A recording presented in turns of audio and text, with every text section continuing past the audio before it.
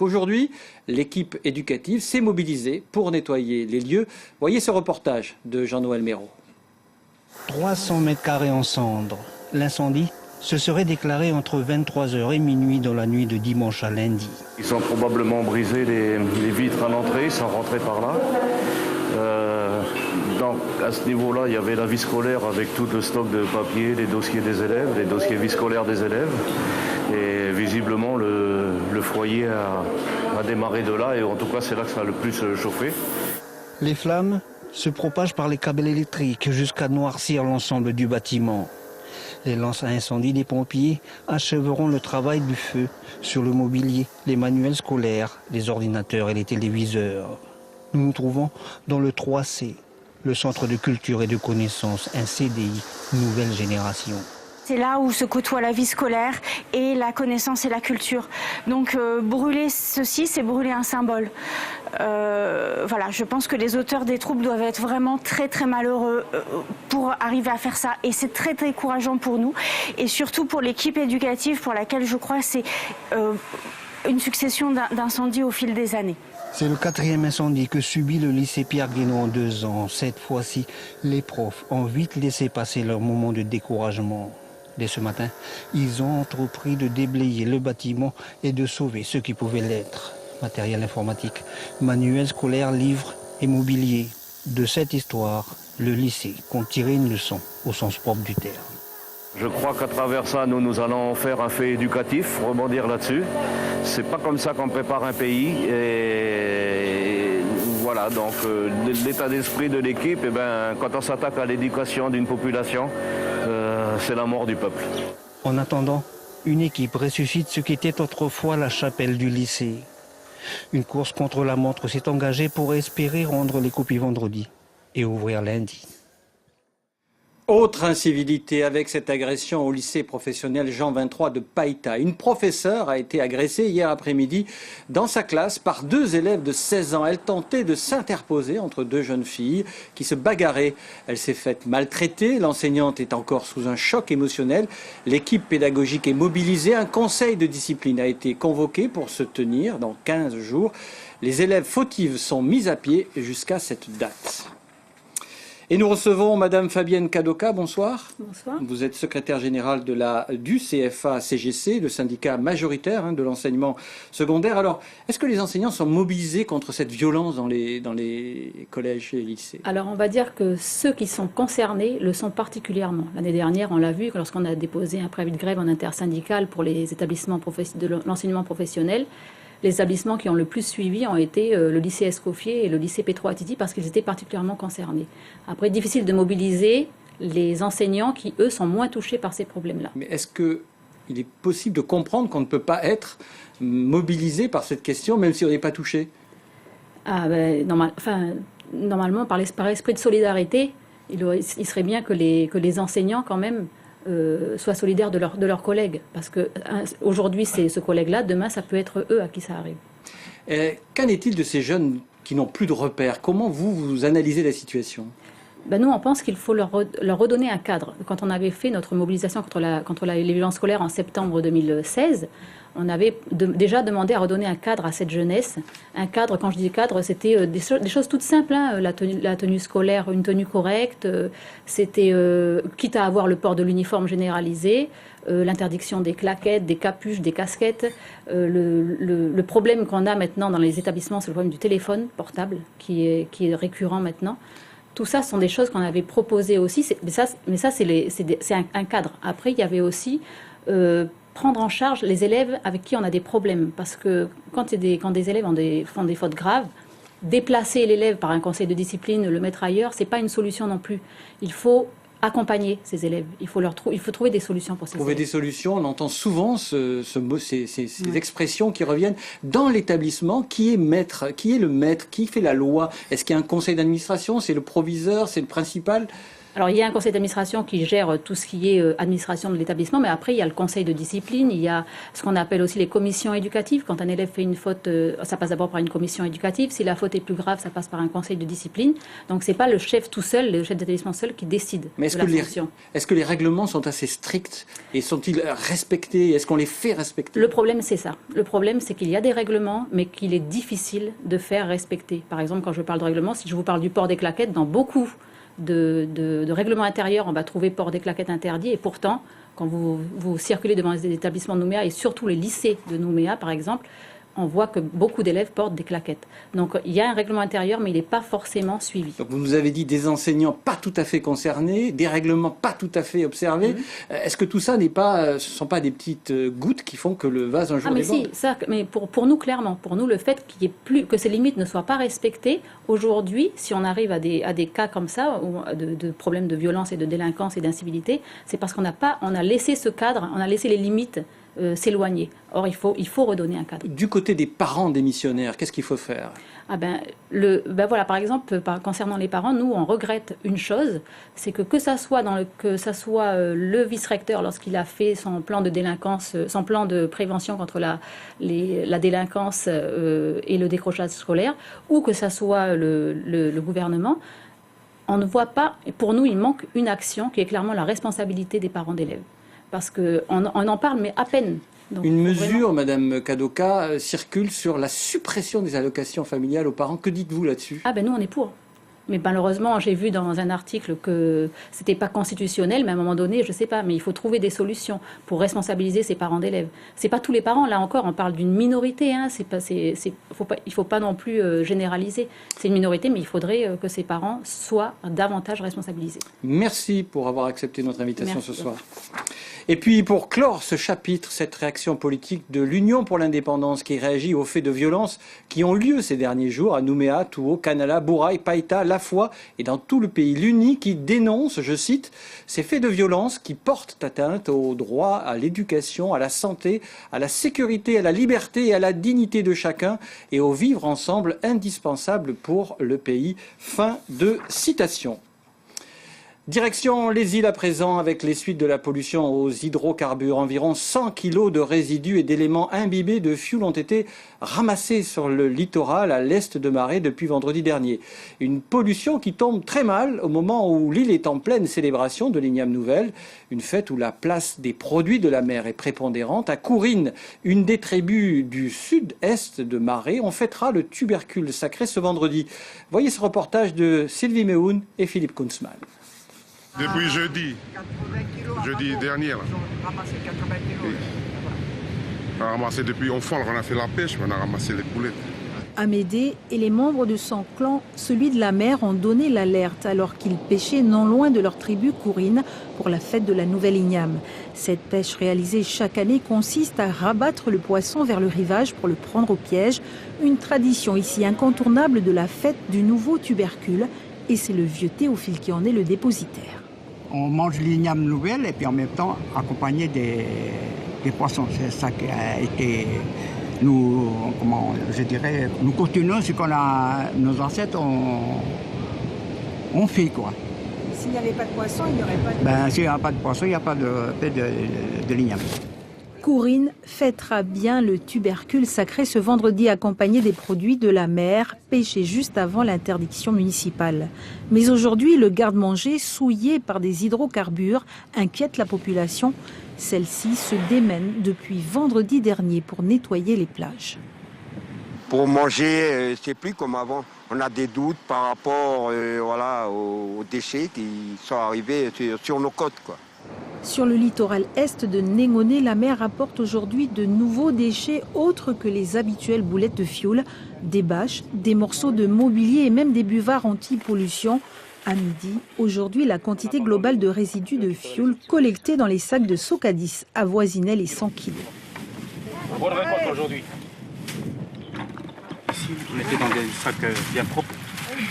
Tout ça pour stocker au centre de stock. Moi, je stocke à Tadine, chez les pompiers, puis après, ça va être envoyé sur nos mers. Ce mardi, la mairie de Maré, les pompiers et la sécurité civile ont effectué par bateau un tour complet de l'île. Une mission de reconnaissance au cours de laquelle rien n'a été signalé, si ce n'est cet autre phénomène qui gagne également les rivages, des nappes ocre orangées, un phénomène biologique selon la sécurité civile qui n'a aucun lien avec la pollution aux hydrocarbures. Social avec ce mouvement de grève de l'USTKE à Thio aujourd'hui devant les locaux de la direction de la SLN. Le syndicat conteste la procédure de licenciement engagée contre un salarié protégé le 9 janvier 2017 pour des raisons liées à l'embauche. L'agent avait bloqué l'accès à la mine à un sous-traitant, une faute grave, estime la direction. Pour le syndicat, les faits se sont produits hors périmètre du site de la SLN et ne peuvent constituer matière à sanction. Les discussions d'aujourd'hui entre les deux parties doivent se poursuivre vendredi. Le syndicat suspend son mouvement de grève ce soir à minuit. Allez, du nouveau pour vos colis postaux. Le centre de traitement postal a quitté hier la rue de l'Alma pour rejoindre Ducos. Professionnels et particuliers devront s'y rendre pour retirer leurs colis en douane et ou encombrants. 3400 mètres carrés dédiés au centre de traitement postal avec un espace commercial de 1100 mètres carrés et 6 étages de bureaux administratifs. Investissement 2 milliards 800 millions et ce reportage d'Yvan Avril et de Michel Bouillet. L'Alma, c'est fini. Il va falloir s'habituer, le CTP a déménagé. Aujourd'hui, les colis en douane, les encombrants, c'est à Ducos qu'on les récupère. Les bâtiments sont flambant neufs, mais c'est avant tout à l'intérieur que tout a changé. Ça nous change. C'est vrai que les locaux avant, ils étaient assez vieux. Donc là, on a de nouvelles infrastructures. Donc ça nous des nouvelles machines. Du coup, ça nous beaucoup moins de manutention. En fait, ça nous apporte beaucoup moins de manutention. On travaille mieux dans des meilleures conditions. En fait. Alors ce nouveau centre apporte beaucoup aux opérateurs de traitement postal de mon personnel parce qu'ils ont beaucoup plus d'espace pour travailler et des nouveaux matériels plus ergonomiques qui permettront d'écouler plus de trafic dans de meilleurs délais et avec plus de confort.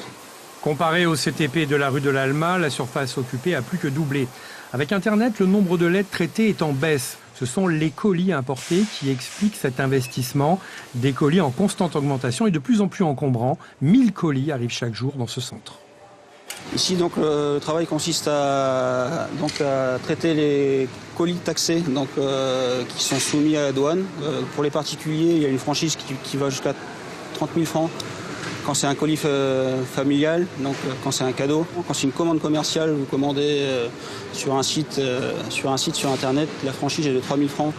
Les bâtiments seront officiellement inaugurés en avril. D'ici là, 1 ou 2 couacs devront être éliminés, comme l'absence de signalisation pour trouver l'entrée du centre, par exemple. Par l'emplacement qu'on a du mal à trouver, l'accueil est satisfaisant, quoi. C'est vrai, il manque encore la signalétique sur la voie publique, elle a pris un petit peu de retard, donc notre adresse n'est pas facilement identifiable, j'en conviens. Sur le Grand Nouméa, seuls les encombrants nécessitent de se déplacer vers Ducos. Pour les autres colis, c'est la poste de quartier qui les délivre. Il suffit de produire la facture des objets importés, y compris en adressant un mail à l'OPT. Les Assises de l'Outre-mer, un grand projet destiné à redonner la parole aux acteurs de terrain. L'objectif affiché est ambitieux, mais en même temps, sa mise en œuvre est simple dans la mesure où il fait dialoguer les représentants des pouvoirs publics et des entreprises avec les jeunes et des membres de la société civile. Gilbert Assawa et Maurice Charawayane ont pu le constater à Koné pour la 4e rencontre dédiée à ce projet. Dans cet atelier, on trouve des jeunes venus du monde associatif, des organismes de formation, de l'entreprise, ainsi que des élus. Ils s'intéressent particulièrement à la population exclue du système scolaire, à l'environnement, voire à la gestion d'entreprises dans le secteur du tourisme. Les échanges sont très constructifs, les jeunes ont vraiment pris la parole, ils ont même présenté les résultats d'un des sous-ateliers, d'un des sous-groupes. Et donc pour nous c'est fondamental de pouvoir recueillir cette parole dans ce cadre-là, puisque ça nous permet d'avoir directement l'opinion, l'avis et les recommandations finalement des publics qui sont nos publics cibles. Ces travaux doivent définir les grandes lignes de la politique gouvernementale dans les Outre-mer, mais au siège du service militaire adapté, les participants veulent d'abord du concret, comme un guichet unique attendu depuis des années pour l'ensemble des administrations, des sites adaptés à la jeunesse et un personnel des missions locales plus disponible. Le fait de créer un guichet unique, pour moi, ça permettrait de centraliser l'information, l'insertion, la formation, l'orientation, l'emploi tout ce qui tourne autour du projet économique. Et puis ça pourrait aussi faciliter les démarches administratives, que ce soit pour les jeunes ou pour les citoyens de la Nouvelle-Calédonie, quoi. Ça donne envie en fait de parler, de prendre la parole pour leur dire que à un moment donné aussi, il faut aussi adapter les choses à nos conditions de vie. C'est difficile aussi de s'adapter, mais qu'on demande aussi à ces institutions-là de s'adapter à nos demandes, à nos envies, aussi à nos besoins. Adapter les missions d'insertion au public et pas l'inverse, c'est l'une des idées fortes de ces assises. Un vœu pieux en tout cas, tant que les pouvoirs publics n'en auront pas fait une priorité. La politique gouvernementale envers les Outre-mer devrait s'inspirer de ces travaux engagés sur l'ensemble des DOM-TOM dès la seconde moitié de l'année. En bref, dans le Pacifique, nous vous en parlions dès hier. Les suites du tremblement de terre en Papouasie-Nouvelle-Guinée. Les autorités provinciales annoncent que plus de 30 personnes ont trouvé la mort suite au séisme de magnitude 7,5. Des villages entiers ont été ensevelis. Selon la police, plus de 400 000 personnes ont été impactées dans 4 provinces du pays par ce tremblement de terre. En bref, un mot de sport et du foot. Deuxième match ce mardi après-midi pour Magenta dans le groupe D en Ligue des champions d'Océanie. Après sa victoire 2-0 sur l'UPOLE Soaga, l'ASM a affronté à 16h cet après-midi Marist FC des Salomonais. Résultat, un but partout pour le camp calédonien, un but de Joseph Attalé à la 11e minute. Et on se quitte avec de la culture pour terminer ce journal. Son nouveau seul en scène s'appelle tout simplement « C'est que du bonheur ». La comédienne bien connue Myriam Sarg décide d'éclaircir à nouveau l'horizon des jeunes mamans sur la suite des événements. Caroline Antich-Martin et Gaëlle Etcheverry ont assisté aux dernières répétitions. J'entre dans la chambre de mon ange blond. Et je me demande... comment cette petite bouche a bien pu mordre jusqu'au sang le bras de sa petite camarade Ombline de la barrière des Grands Lacs, après lui avoir cassé ses lunettes qu'elle lui avait si gentiment prêtées. Oh, qu'il est paisible. Je ne voudrais surtout pas le réveiller. Il pourrait me sauter à la gorge. On va reprendre à partir du réveil, j'ai juste besoin de voir, je vais me remettre un peu plus loin pour voir l'éclairage. 5 ans après le plus beau jour de ma vie, qui racontait ses premiers pas dans sa vie de femme et de mère, Myriam Sarg revient avec « C'est que du bonheur ». Dans ce nouvel opus, la comédienne parle toujours à la première personne du singulier et avec beaucoup d'humour du quotidien des jeunes mères, de l'immense fossé entre illusion et réalité. Ce spectacle me permet un peu de faire la passerelle entre ces deux concepts de vie, la réalité des choses et comment toi tu te l'es imaginé. Et voilà, et puis en même temps, c'était aussi reparler de après l'enfantement, qu'est-ce qui se passe, c'est-à-dire tes responsabilités, tes contraintes, tes obligations, comment tu les vis, qu'est-ce que tu dois faire et comment tu les joues aussi pour essayer de être le plus naturel possible sur le plateau et surtout de retranscrire des scènes quotidiennes en fait, c'est ça le but. Effets visuels, effets sonores enrichissent une mise en scène volontairement sobre. Le spectateur devient confesseur de la comédienne qui s'interroge sur sa vie de femme et de calédonienne. Tu te souviens du monsieur en robe blanche qui t'a poursuivi parce que tu avais pris tous les petits gâteaux ronds et secs qu'on mange à la messe? Très bien. Eh bien, le monsieur avait dit que si tu recommençais, la colère de Dieu s'abattrait sur notre famille et qu'on subirait certainement les 10 plaies d'Égypte. Eh bien, les sauterelles, la dingue, le kit-trader, les fuites d'acide, Philippe Gomez, Rocco-Mitan, Anthony Lecrin, hein? Oui, eh bien, les coupes budgétaires pour la culture, la vie chère et Saint-Louis en croisade. On n'est pas sur une critique sociale, on essaie simplement d'aller toucher à droite à gauche, de parler de sujets vraiment qui titillent plus ou moins tout le monde. On a essayé de se rapprocher au maximum de la vision de Myriam, qu'elle traite elle-même de ce sujet-là avec son regard. Et on essaie de poser un regard un peu pertinent sur la société, impertinent même. Impertinence, intelligence, talent, humour, la formule qui avait déjà séduit le public en 2013 est de retour sur scène, c'est que du bonheur. Voilà, c'est que du bonheur, c'est à voir au Centre culturel du Mont d'Or du 1er au 4 mars. Et voilà qui met un terme à ce journal d'information. Merci de l'avoir suivi. Prochain rendez-vous d'actualité demain matin en radio dès 6h avec Charlotte Mestre. À noter que l'invité de la matinale radio sera à 6h50 Sonia Baquès, présidente des Républicains calédoniens. Continuez bien sûr à nous suivre sur le web, Facebook et Twitter. On se retrouve dès demain à 19h. Très belle soirée à vous sur La Première.